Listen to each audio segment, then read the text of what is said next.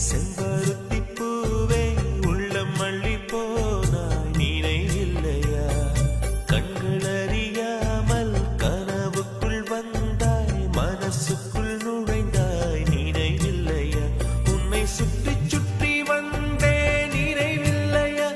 என்னை சுத்தமாக மறந்தே நினைவில்லையா அதை சொல்லத்தான் நினைக்கின்றேன் நான் சொல்லாமல் தவிக்கின்றேன்